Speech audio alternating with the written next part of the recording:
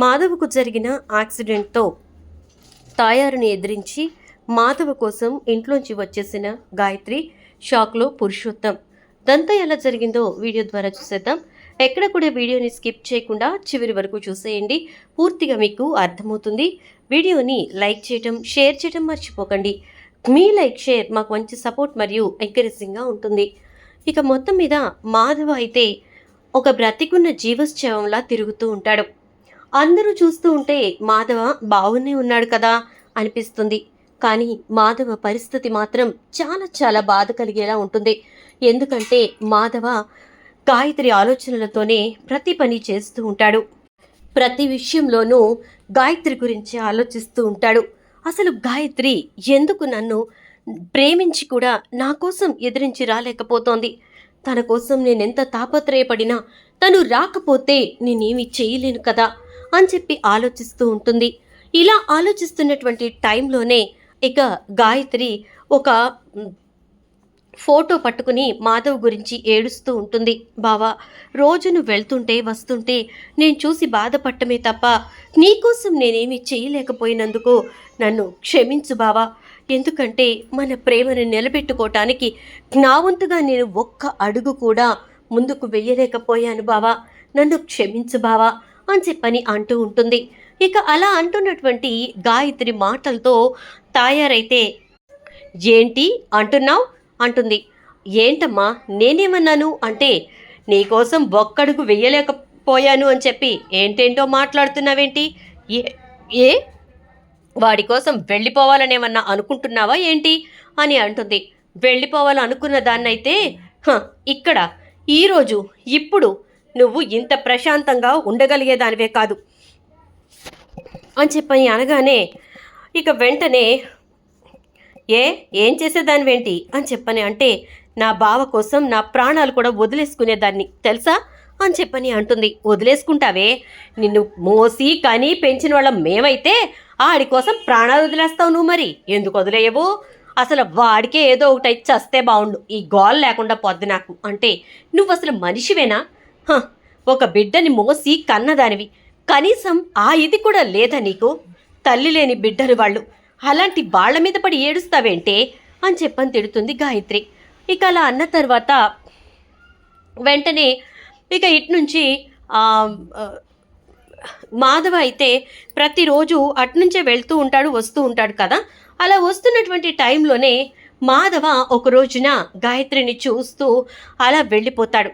అలా వెళ్ళిపోయేసరికి గాయత్రి, ఏంటి బావ ఈరోజు సైకిల్ బెల్ మోగించలేదు, ఇక నా వంక అలా చూస్తూ వెళ్ళిపోయాడు. బావ మనసులో నా మీద కోపం ఎక్కువైనట్టుంది. పెళ్లి రోజులు దగ్గరకు వచ్చేస్తున్నాయి, నేనిక ఏమీ చేయగలిగింది కూడా లేదు. ఇక నా బావని వదిలేసుకోవటం తప్ప నేనేమీ చేయలేని పరిస్థితుల్లో ఉన్నానా అని చెప్పేసేసి ఆలోచిస్తూ ఉంటుంది గాయత్రి అయితే. ఇక అలా ఆలోచిస్తున్న గాయత్రి దగ్గరికి ఒక పిల్లవాడు పరిగెత్తుకుంటూ వస్తాడు. గాయత్రకా గాయత్రకా అని చెప్పని పిలిచేసరికి ఏంట్రా ఏమైంది అంటుంది గాయత్రి. ఏమవటం ఏంటక్క, అక్కడ మాధవ్ బావుకి యాక్సిడెంట్ అయింది అని చెప్పి చెప్తాడు. ఏంటి బావుకి యాక్సిడెంటా అని చెప్పేసేసి అంటూ గబగబా బయటకు వస్తుంటే తాయారు, ఎక్కడికే నువ్వు? ఆడికి యాక్సిడెంట్ అయితే నువ్వెక్కడికి వెళ్తున్నావు అనగానే నువ్వు అసలు మనిషివేనా, ఛే పౌదలకి అని చెప్పి తాయారుని విసిరి కొట్టి గబా గబా గాయత్రి యాక్సిడెంట్ అయిన చోటికి పరిగెత్తుకెళ్తుంది. అప్పటికి మాధవ దగ్గరికి ఇంకా మహాలక్ష్మి వాళ్ళు, చక్రి వాళ్ళు ఎవరూ రారు. ఎందుకంటే అక్కడ నుంచి వాళ్ళిల్లు కొంచెం దూరం, ఇది గాయత్రి వాళ్ళ ఇంటి దగ్గరే కదా. గాయత్రి గురించి ఆలోచిస్తూ ఆలోచిస్తూ మాధవ అయితే ఎదురుగా వస్తున్నటువంటి పెద్ద కారు వస్తూ ఉంటే చూసుకోకుండా వెళ్ళి ఇక దానికి సైకిల్ని పెట్టేస్తాడు. దాంతో ఆ ఫోర్స్ వల్ల మాధవ తలకి పెద్ద గాయమే అవుతుంది. ఇక గబగబా గాయత్రి అంబులెన్స్ని పిలిచి హాస్పిటల్కి తీసుకెళ్ళిపోతుంది. హాస్పిటల్లో మాధవ పరిస్థితి చాలా విషమం అయిపోతుంది. తలకు తగిలినటువంటి గాయం, పైకి రక్తం ఓడుతున్నా లోపల మాత్రం బ్లడ్ క్లాటింగ్స్ జరుగుతాయి. దాంతో డాక్టర్స్ అయితే సర్జరీ పడుతుంది, వాళ్ళని పిలిపించండి అని చెప్పటంతో ఇక గాయత్రి తన చేత్తో ఫోన్ కూడా తెచ్చుకోకపోవటం వల్ల ఇక మాధవ ఫోన్ నంబరు ఇంకా చక్రి ఫోన్ నంబరే గాయత్రికి గుర్తు. అందుకని మాధవ్ అక్కడే ఉంటాడు కదా, చక్రి ఫోన్ నెంబర్కి ఫోన్ చేస్తుంది. మరి అది హాస్పిటల్ నంబర్ నుంచి చేయటం వల్ల చక్రి వెంటనే లిఫ్ట్ చేస్తాడు. హలో ఎవరు అని అనగానే చక్రి నేన్రా అని చెప్పని అంటుంది. ఏ గాయత్రి ఏంటే ఎందుకు ఏడుస్తున్నావు అని అంటే మీ అన్నయ్యకి అంటూ ఉంటుంది. ఏమైంది అన్నయ్యకి అని చెప్పని అంటాడు చక్రి. మీ అన్నయ్యకి యాక్సిడెంట్ అయిందిరా, మా ఇంటికి దగ్గరలోనే జరిగింది. ఈ పాటికి మీకు తెలిసే ఉంటుంది అనుకున్నాను. నేను హాస్పిటల్కి తీసుకొచ్చేసాను. ముందు మీరైతే హాస్పిటల్కి రండిరా, ఆపరేషన్ చేయాలంటున్నారు, నాకు భయంగా ఉంది అని అంటే అవునా తోయరత్ అక్కడుందా అంటే లేదు, అది నన్ను ఆపుతుంటే కూడా తోసుకుని వచ్చేసానురా అంటే ఇదేదో ముందే చేసుంటే వాడి పరిస్థితికి వచ్చేవాడు కాదు అని అంటూ ఉంటే ఇక ఇక అని సరే మేము వస్తున్నామని చెప్పి ఫోన్ పెట్టేసి చక్రి ఇంటికి వస్తూ ఉండగా ఎక్కడైతే యాక్సిడెంట్ జరిగిందో అక్కడ వాళ్ళంతా కూడా ఒరే చక్రి మీ అన్నయ్యకి యాక్సిడెంట్ అయిందిరా, ఆ యాక్సిడెంట్ అయినంతసేపు అంటే స్పృహలో ఉన్నంతసేపు కూడా గాయత్రి నన్ను వదిలి వెళ్ళకు గాయత్రి, నన్ను వదిలి వెళ్ళకు గాయత్రి అంటూనే ఉన్నాడ్రా అని చెప్పని అనగానే అవునా సరే అయితే అని ఇంటికెళ్ళి గబగబా నారాయణని ఇంకా వీళ్ళందరినీ తీసుకుని హాస్పిటల్కి వస్తాడు. మహాలక్ష్మి అయితే పెద్ది అని చెప్పి ఏడుస్తూనే ఉంటుంది. ఇక అలా ఏడుస్తున్నటువంటి టైంలోనే మహాలక్ష్మికి బాగా ఇంకా కన్నీరు ఆగదనమాట. పరిగెత్తుకుంటూ కారు దిగడమే పరిగెత్తుకుంటూ హాస్పిటల్లోకి వచ్చేసి పెద్ది ఎక్కడ అని చెప్పని ఏడుస్తూ ఉంటుంది. ఈలోపు గాయత్రి ఎదురొచ్చి ఆపరేషన్ థియేటర్లోకి తీసుకెళ్లారు మహాలక్ష్మి అని చెప్పని అంటే నువ్వు నాతో మాట్లాడుకో, నీ వల్ల ఇదంతా వచ్చింది అని చెప్పని అంటే అవును నిజమే మహాలక్ష్మి, నా వల్ల ఇదంతా వచ్చింది, నేనే ఇదంతా చేశాను. ఏం మనిషినో ఏంటో పాపిష్టి దాన్ని, అనవసరంగా నేను ఇదంతా చేశాను, అసలు నా వల్ల ఇదంతా వచ్చింది అని చెప్పి ఏడుస్తూ ఉంటుంది. అలా ఏడుస్తున్నటువంటి గాయత్రిని చూసి ఎందుకు ఈ నంగనాచి ఏడుపులు దొంగ ఏడుపులు ఏడుస్తున్నావు, పెద్దిని పెళ్లి కొడుకులాగా తయారు చేసి మరి ఒక ఫూల్ని చేసేసావు, ఇంకొకసారేమో వచ్చేస్తున్నానని చెప్పేసేసి అప్పుడు ఫూల్ని చేసావు, ఎన్నిసార్లు పెద్దిని పిచ్చివాడిని చేసి ఆడుకున్నావు, ఇప్పుడు సంతోషంగా ఉందా, సంబరం చేసుకుంటున్నావా అని చెప్పి మహాలక్ష్మి అంటే మహాలక్ష్మి యాక్సిడెంట్ అయిన దగ్గర నుంచి ఇక్కడికి వచ్చే వరకు గాయత్రి నన్ను వదిలి వెళ్ళకు గాయత్రి అంటూనే ఉన్నాడు అని ఏడుస్తూ ఉంటుంది గాయత్రి. అయితే మహాలక్ష్మి కోపం తగ్గుతుంది. గాయత్రి బాధను అర్థం చేసుకుని ఏడవకు ఏం కాదులే అని దగ్గరకు తీసుకుంటుంది. ఇక గాయత్రికి ఊరట లభించి ఊపికొస్తున్న కన్నీళ్ళని చున్నీతో తుడుచుకుంటూ ఏం కాదు కదా బావుకి ఏం కాదు కదా అని చెప్పని అంటూ ఉంటుంది గాయత్రి. ఈలోపు ఇక చక్రి వాళ్ళు కూడా వస్తారు కదా, అక్కడ రిసెప్షన్లో అది మాట్లాడిన తర్వాత ఎంత అవుతుంది ఖర్చు ఏంటి అని చెప్పి అన్నీ మాట్లాడతారు. మాట్లాడేసరికి ఈ హాస్పిటల్లో ట్రీట్మెంట్ ఫ్రీగా జరుగుతుంది, మీరేం కంగారు పడక్కర్లేదు అని చెప్పని అంటే అదేంటి సార్ అని అనగానే అవును ఇది ట్రస్ట్ నడుపుతున్న హాస్పిటల్, సో ఇలాంటి ఎమర్జెన్సీ కేసెస్కి ఎంత ఖర్చు అయినా మేము సర్జరీస్ చేసేస్తాము, ఏం పర్వాలేదు, మీరు డబ్బుల గురించి ఏమీ ఆలోచించకండి అని చెప్పి రిసెప్షన్లో చెప్తారు. చాలా థ్యాంక్స్ సార్ అని చెప్పి చక్రి అంటాడు. ఇక మధ్యాహ్నం మొదలు పెట్టినటువంటి సర్జరీ అంతా పూర్తయి మాధవని తిరిగి రూమ్లోకి తీసుకొచ్చేసరికి ఇక అర్ధరాత్రి 1 గంట అవుతుంది. గాయత్రి అయితే స్పృహ లేకుండా పడిపోయి ఉంటుంది.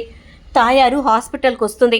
ఏమైంది నా కూతురికి అలా పడిపోయిందేంటి అని చెప్పని అంటూ ఉంటే ఇక్కడ నువ్వు అరవకు, ఇక్కడ నువ్వు మాట్లాడుకు, అర్థమైందా, ఇది నీ ఇల్లు కాదు నీ వాకిలి కాదు, అక్కడ నా కొడుకు చావు బతుకుల మధ్యన కొట్టుమిట్టాడుతున్నాడు, వాడికి ఆ పరిస్థితి రావడానికి కారణం సగం నువ్వే, వాడికి ఏదన్నా కానీ జరిగిందంటే నిన్ను కిందేసి నా కాలు కిందేసి తొక్కేస్తాను, నీ పీకను జాగ్రత్త అని చెప్పని అంటాడు నారాయణ. నేనేమన్నాను రా ఇప్పుడు, అది అలా పడిపోయిందేంటి అన్నాను, మరి అంత మూర్ఖురాల్ని కర్కసరాల్ని కాదులే అంటే నీ సంగతి నాకు తెలీదా, తినే కంచాల దగ్గర నుంచి అవమానించి పంపించే నువ్వు గొప్పగా చెప్పుకుంటున్నావేంటి మూర్ఖురాల్ని కాదని, మూర్ఖులకే మూర్ఖురాలివి నువ్వు అని అంటే ఒరేయ్ మనం ఎక్కడున్నావు ఏం మాట్లాడుతున్నావు అంటే అసలు నిన్నెవరు రమ్మన్నారు ఇక్కడికి, ఎందుకు వచ్చావు ఇక్కడికి అంటే నా కూతురు కోసం వచ్చాను అంటుంది. తీసుకుపో దాన్ని అని చెప్పని అంటాడు నారాయణ. నాన్న నువ్వు ఆగు అంటూ ఉంటాడు చక్రి. అయితే లెగవే ఇంటికి వెళ్దాం పదా, వాళ్ళందరూ వచ్చారుగా వాళ్ళు చూసుకుంటారులే, నడువు ఇంటికి అని చెప్పని అంటూ ఉంటే గాయత్రి నిదానంగా స్పృహలోకి వస్తుంది. అలా స్పృహలోకి వచ్చిన గాయత్రి ఎదురుగా ఉన్న తాయారిని చూసి ఏంటి అని చెప్పని అంటుంది. ఏంటి ఇదంతా, ఇక్కడ కూర్చుని ఏడుస్తావేంటి, ఇల్లు వాకిల్ లేని దానికిలాగా, పద ముందు మన ఇంటికి వెళ్ళిపోదాం అని అంటుంది. ఎక్కడికి అంటుంది. మన ఇంటికి వెళదామే, వాడికి ఆపరేషన్ అయిపోయింది, తీసుకొచ్చి రూమ్లో వేశారులే, బాగానే ఉన్నాడంట, నువ్వేం కంగారు పడక్కర్లేదు, నువ్వు ముందు పదే ఇంటికి అని చెప్పి తాయారు గాయత్రిని లాక్కెళ్దామని చెప్పి ప్రయత్నం చేస్తుంది. ఇక గాయత్రికి వచ్చిన కోపానికి తాయారు చెయ్యి పట్టుకుని వెనక్కి విరిచేస్తుంది. అమ్మ అమ్మ అమ్మ వదలవే, ఎందుకు ఇలా చేస్తున్నావు నన్ను, నాకు చెయ్యి నొప్పి వచ్చేస్తుంది అనగానే, అవునా, చెయ్యి వెనక్కి పిండితేనే నీకు నొప్పిగా ఉంది కదా, మరి నా మనసుని ఎప్పటికప్పుడు పిండేశావు కదే, ఎప్పటికప్పుడు చిదిమేశావు కదా, మా ఇద్దరి మనసుల్లో గుణపాలు దించేశావు కదా, మరి అప్పుడు మేమెంత బాధపడ్డాం, మేమెంతలా ఏడ్చాం. ఇప్పుడు కత్తిపీట కాదే, ఇదిగో ఇక్కడ విషం ఇంజెక్షన్ ఉందేమో చూసి తీసుకుని నీ ఒంటికి పొడుచుకో, అయినా కూడా నేను ఇక్కడి నుంచి కదలను. నా బావ ఇలాంటి పరిస్థితికి వచ్చాక కూడా ఇంకా నీ గుమ్మంలో అడుగు పెడతానని ఎలా అనుకున్నావు అని అంటుంది. ఒసేయ్, నిస్తార్థం కూడా అయిపోయింది కదే, ఎందుకు ఇలా మాట్లాడుతున్నావు అని చెప్పేసేసి అనేసరికి, అర్థం లేదు, మన్ను మశానం లేదు, నీ బొంద మీద పెట్టుకో అవన్నీ, నేను మాత్రం రాను, బావ దగ్గరే ఉంటాను. ఇంకొకసారి నువ్వు రా, ఇంటికి రా అని చెప్పి వచ్చావనుకో, ఇక్కడ ఒకటి ఉంటాయి కదా, వాటిని తీసుకుని పొడి చేస్తాను, జాగ్రత్త, నువ్వు వెళ్ళిపో ఇక్కడ నుంచి, అరవకుండా మాట్లాడకుండా వెళ్ళిపో అని చెప్పని అంటుంది. మహాలక్ష్మి గాయత్రి వంక అలా చూస్తూ, నువ్వేనా అంటుంది. మరి లేకపోతే ఏంటి గాయత్రి, బావ ఇలాంటి పరిస్థితుల్లో ఉంటే కూడా ఇంటికి రా, ఇక్కడ ఉండకు అని చెప్పని అంటే నేనేమైపోతాను, ఇప్పటికే మనసు చంపుకోలేక నా బావ గురించి ఆలోచిస్తూ పిచ్చిదాన్న ఏడుస్తూ ఉన్నాను రోజు. బావ కూడా ఇందాక నన్ను చూస్తూ వెళ్ళిపోయా, యాక్సిడెంట్ చేసుకున్నాడు మహాలక్ష్మి అని చెప్పి ఏడుస్తూ ఉంటుంది గాయత్రి. సరే ఏడవకు, ఇప్పుడు పెద్దిని రూమ్కి తీసుకొచ్చేసారు కదా, మనం వెళ్ళి చూడొచ్చు, వెళదాం సరేనా అని చెప్పని అంటుంది. ఇక తాయారేమీ చేసేది లేక అక్కడి నుంచి వెళ్ళిపోతుంది. ఇక మాధవని చూడటానికి వీళ్ళంతా రూమ్లోకి వెళ్తూ ఉంటే నర్సు, ఒక్కొక్కరిగా వెళ్ళండి ప్లీజ్ అని చెప్పానంటే, ఇక గాయత్రి వెళ్ళబోతుంటే, నువ్వు ఆగవే అంటాడు కన్నా. ఎందుకురా అని అంటే, నువ్వు ఇప్పుడే రమ్మన్నా బయటికి రావే, మేమందరం వెళ్ళి అన్నయ్యని పలకరించేసి బయటకు వచ్చేస్తాం, ఇక నువ్వు వెళ్ళి లోపలే కూర్చో, నిన్నెవ్వరేమనరు అని చెప్పి వెటకారం ఆడతాడు. ఒరేయ్ కన్నా అని చెప్పని అంటుంది. ఏయ్ ఉండరా నువ్వు అని చెప్పేసి వెళ్ళి చూసొచ్చే గాయత్రి, ఆ తర్వాత అందరం చూసి వచ్చాక నువ్వు వెళ్ళి కూర్చుందు కానీ అంటే, సరే అయితే అని గబగబా లోపలికి వెళ్ళి మాధవని చూస్తుంది. మాధవ స్పృహలో ఉండడు. అలా చూస్తూ, తప్పైపోయింది బావా, క్షమించు, ఈ నిర్ణయం ఎప్పుడో తీసుకోవాల్సింది, తప్పు చేశాను బావా అని చెప్పని అంటూ ఉంటుంది. ఇక ఆ మాటలతోటి మహాలక్ష్మి అయితే గాయత్రి వంక చూస్తూ, అదే బయట నుంచి చూస్తూ, ఎంత ప్రేమ గాయత్రి నీకు, పెద్ది అంటే ఈ ప్రేమ ఉంటేనే బంధం అనేది జీవితాంతం నిలబడుతుంది గాయత్రి అని చెప్పని అనుకుంటూ ఉంటుంది. ఇక ఈలోపు ఇటు నుంచి నారాయణ, దాన్ని తొందరగా రమ్మనండ్రా, నా కొడుకుని నేను చూసుకోవాలి, ఈ బాధలో ఒక క్వార్టర్ అన్నా తాగాలి అంటూ ఉంటే, ఇక్కడ కూడా నీ క్వార్టర్ గోలేనా అంటాడు ఇక చక్రి అయితే. ఈలోపు గాయత్రి బయటకు వస్తుంది. నారాయణ వెళ్ళి చూస్తాడు. ఏరా పెద్దోడా, నువ్వు లేకపోతే నేనేమైపోతాను, నా గురించి నువ్వు ఆలోచించాలిగా, మా నాన్న ఏమైపోతాడో అని ఆలోచించాలిగా, వెళ్ళిపోయి అట్టా నువ్వు కారు ఎదురుగా వెళ్ళిపోతే నీకేదన్నా అయితే నేనేమవ్వాలరా పెద్దోడా, నా ఆశలు నా ప్రాణం అంతా నీ మీద పెట్టుకు బతుకుతున్నానురా, ఎందుకంటే ఈ కుటుంబం ఎలా నడవాలన్నా నువ్వు లేనిదే ఏమీ చేయలేవురా అని చెప్పని బాధపడుతూ కళ్ళ నీళ్ళు తుడుచుకుని బయటకు వస్తాడు. తర్వాత చక్రి, కేశవ, ఇక కన్న అందరూ వెళ్తారు. అందరి తర్వాత మహాలక్ష్మి వెళ్తుంది. మహాలక్ష్మి లోపలికి వెళ్ళడమే మాధవని చూస్తూ వెక్కి వెక్కి వెక్కి వెక్కి ఏడుస్తూ ఉంటుంది. ఇక మాధవికి స్పృహ వస్తుంది.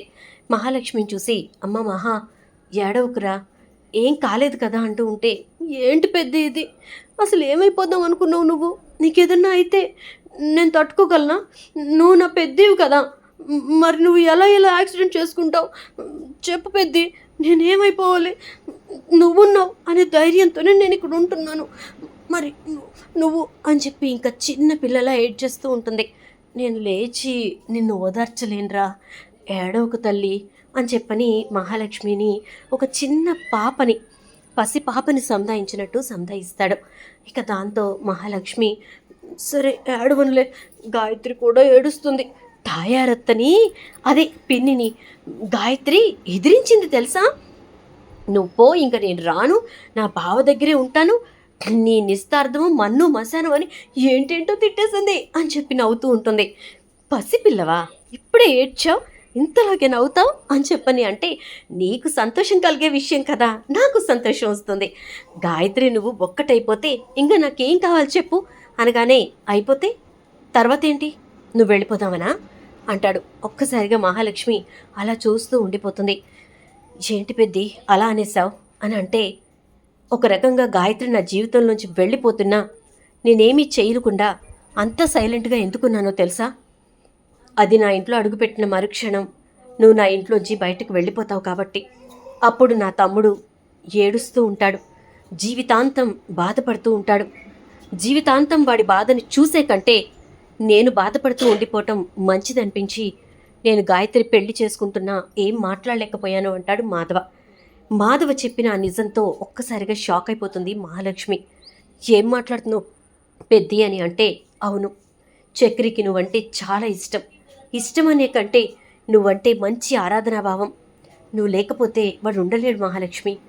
అందుకే ఎక్కడ గాయత్రి ఇంట్లోకి వచ్చేస్తే నన్ను పెళ్లి చేసేసుకుంటే నువ్వు మా ఇంట్లోంచి వెళ్ళిపోతావనని గాయత్రికి నాకు పెళ్లి జరగకపోయినా పర్వాలేదు అనుకున్నాను అని మాధవ అనేసరికి ఒక్కసారిగా మహాలక్ష్మి షాక్ అయిపోతుంది. ఎంత గొప్ప అన్నదమ్ముల అనుబంధం పెద్ది మీది. తమ్ముడి కోసం నీ ప్రేమనే కాదు నీ జీవితాన్ని కూడా నువ్వు త్యాగం చేసేస్తావా అంటే, వాళ్ళ కోసం కాకపోతే ఇంకెవరి కోసం అమ్మా ఇదంతా అని చెప్పని అంటాడు. దాంతో ఇక మహాలక్ష్మి, వెళ్ళను పెద్ది, ఎక్కడికి వెళ్ళను, నేను ఎక్కడికి వెళ్ళను పెద్ది, మీ ఇంట్లో మీతో పాటే ఉంటాను, చక్రికి ఒక మంచి స్నేహితురాలిగా మిగిలిపోతాను అని అనేసరికి, థ్యాంక్స్ అమ్మ మహాలక్ష్మి అని అంటూ ఉంటే, ఓయ్ ఎందుకు థ్యాంక్స్ చెప్తున్నావు? నన్ను పరాయిదాన్ని చేద్దామనా? మీ ఆవిడ వచ్చేసింది కదా అని చెప్పి నన్ను ఇంట్లోంచి గెంటేయాలని చూస్తే ఊరుకొని జాగ్రత్త అంటుంది. పక్కున నవ్వుతాడు మాధవ. ఈలోపు నర్సు వచ్చి, సార్ మీరు ఎక్కువ స్ట్రెయిన్ అవ్వకూడదు అని చెప్పనంటే, నవ్వుతుంటే స్ట్రెయిన్ అవుతున్నాడు అంటావేంటి అంటుంది మహాలక్ష్మి. ఇక వెంటనే మహాలక్ష్మి బయటకు వచ్చేస్తుంది. గాయత్రి వెళ్ళి మాధవ్ పక్కనే కూర్చుంటుంది. చేతిలో చెయ్యి వేసి పట్టుకుని, ఈ చెయ్యిని ఇంకా వదలను బావా, ఇంక ఎవరు వచ్చినా సరే వదలను బావా అని చెప్పని అంటూ ఉంటే, ఓసే పిచ్చిదానా, పెళ్ళికి 4 రోజులు ముందైనా వచ్చి నిన్ను తీసుకుపోయి పెళ్లి చేసేసుకుందాం అనుకున్నాను, కానీ మహాలక్ష్మి కోసం ఆలోచించాను అని అంటే, నాకు తెలుసు బావా, నేను ఆ ఇంట్లోకి వస్తే మహాలక్ష్మి ఇంట్లోంచి వెళ్ళిపోతుంది కదా, మన పెళ్ళైన మరుక్షణం బాధ్యతను మన చేతిలో పెట్టి తను వెళ్ళిపోతుంది, చక్రి బాధపడతాడు, అందుకే కదా నువ్వు అడుగు ముందుకు వేయలేదు అని అంటుంది. నువ్వు నా మనసునే, నా ప్రేమనే కాదే నా మనసును కూడా అర్థం చేసుకున్నావు అని అంటే, ఇప్పుడు మహాలక్ష్మి ఉంటానందా బావా అంటే, ఎక్కడికి వెళ్ళదట, నన్ను పంపించేద్దాం అనుకుంటున్నావా అని దెబ్బలాడుతోంది అని చెప్పని అంటాడు. ఈలోపు డాక్టర్ వచ్చి, ఇంత హ్యాపీగా పేషెంట్ నుంచితే ఆయన చాలా త్వరగా రికవర్ అయిపోతే మా బిల్ ఎట్లా సార్? మాక్సిమం మీ అబ్బాయికి ఇక్కడ కంటే ఇంట్లోనే సంతోషంగా ఉంటారేమో, ఒక్కొక్కళ్ళు వెళ్ళి నవ్విస్తూ సంతోషంగా ఉంచే బదులు ఆ ఇంటికి తీసుకెళ్ళి అందరూ కలిసి కూర్చుని ఇన్ఫెక్షన్ అవ్వకుండా జాగ్రత్తగా మీరు చూసుకోవచ్చు, జస్ట్ ఒక 2-3 డేస్లో మేము డిశ్చార్జ్ చేస్తాం అని చెప్పి డాక్టర్ చెప్తారు. దాంతో ఇక అందరూ చాలా హ్యాపీ. ఇక ఇక్కడ తాయారు ఇంటికి వచ్చిన తర్వాత పురుషోత్తం ఏదది అని అడిగితే, ఇక రాదంట, రావద్దంది, ఒకవేళ వస్తే పాయిజన్ ఇంజెక్షన్ వేసుకొని చచ్చిపో, నేను మాత్రం నీ గుమ్మంలోకి రాను అని చెప్పింది. నా అత్తింటి గుమ్మంలోకి వచ్చి నన్ను తీసుకెళ్లే ప్రయత్నం చేస్తే ఆ ఇంట్లో ఉన్న కత్తిపీట తీసి కత్తికి ఒక కండ కింద నరుకుతానంది అని అనగానే, ఏంటే ఇవి దాని మాటలా నీ మాటలా అని అంటే, నీ కూతురికి వచ్చిన ధైర్యం నుంచి వచ్చిన మాటలయ్యా, నా మాటలేంటి, అది అక్కడ మాధవ నా పరిస్థితుల్లో చూసి చాలా ధైర్యం తెచ్చేసుకుంది. ఒక రకంగా చెప్పాలంటే ఆ తెచ్చుకున్న ధైర్యాన్ని చూసి నేనే షాక్ అయిపోయాను అని అనడంతో ఇక ఏం మాట్లాడాలో అర్థం కాక పురుషోత్తం అలా నిలబడి చూస్తూ ఉంటాడు. ఇక అది మన ఇంటికి రావడం కల్లా, ఈ పెళ్లి జరగడం అంతకంటే కల్లా, మాధవ గారిని పెళ్లి చేసుకుంటానని తెగేసి మొహమ్మద్ చెప్పింది, ఇంకేంటి మనం ఆలోచించేది, అక్కడ ఏమీ లేదు ఆలోచించడానికి అని అనగానే ఇక అలా చూస్తూ పురుషోత్తం సైలెంట్గా వెళ్ళిపోతాడు. ఇక ఈలోపు మాధవిని డిశ్చార్జ్ చేస్తారు. మాధవిని ఇంటికి తీసుకొచ్చేస్తారు. ఇంటికి తీసుకొచ్చిన తర్వాత ఇంట్లో మహాలక్ష్మి రూమ్ ఖాళీ చేసి మొత్తం అంతా కూడా స్టెరాయిల్ చేసి నీట్గా పెడుతుంది మహాలక్ష్మి. ఇక ఆ రూమ్లోకి మాధవిని ఉంచుతారు. గాయత్రి అక్కడే కూర్చుని మాధవ్కి సేవలు చేసుకుంటూ ఉంటుంది. ఎప్పటికప్పుడు కావాల్సినవన్నీ వండి గబగబా తీసుకెళ్ళి మాధవ్కి ఇచ్చి మాధవ్ని చాలా తొందరగా కోలుకునేలా చేస్తుంది. ఇక ఈ అన్నదమ్ములు ముగ్గురు కూడా ఎవరి పనులకు వాళ్ళు వెళ్తారు. ఇంకా ఎక్కువ కష్టపడతారు. ఇంట్లోకి డబ్బులు ఎక్కువగా తీసుకురావటం మొదలు పెడతారు. నారాయణ తాగుడు మానేస్తాడు. మళ్ళీ లారీ ఎక్కుతాడు. దాంతో ఇక్కడ తాయారికి పురుషోత్తంకి కంగారు పట్టుకుంటుంది. ఎందుకంటే నారాయణ లారీ ఎక్కాడంటే చాలా కర్కశంగా ఉంటాడు. తప్పు చేసిన వాళ్ళని నిర్దాక్షిణ్యంగా నరికేస్తానన్నంత ఇదిగా ఉంటాడు. అలాంటి నారాయణ మళ్ళీ లారీ ఎక్కాడంటే వాళ్ళ అంతు చూస్తాడని చెప్పేసేసి భయం మొదలవుతుంది వాళ్ళకి. మాధవ గాయత్రుల విషయంలోకి వెళ్లకుండా ఉండడమే మంచిదని నిర్ణయించుకుంటారు. ఇలా మొత్తం మీద గాయత్రి మాధవకి పెళ్ళైతే జరుగుతుంది. మాధవకు జరిగిన యాక్సిడెంట్ వల్ల. చూద్దాం మరి రాబోయే ఎపిసోడ్స్లో ఏం జరుగుతుందో. కథ ఎలా అనిపించింది? వీడియో నచ్చిందా? నచ్చితే లైక్ చేసి వీడియోని షేర్ చేయండి. అలాగే ఛానల్ సబ్స్క్రైబ్ చేసుకోవడంతో పాటు పక్కనే ఉన్న బెల్ ఐకాన్లో ఆల్ ట్యాప్ చేయటం అస్సలు మర్చిపోకండి. Thank you.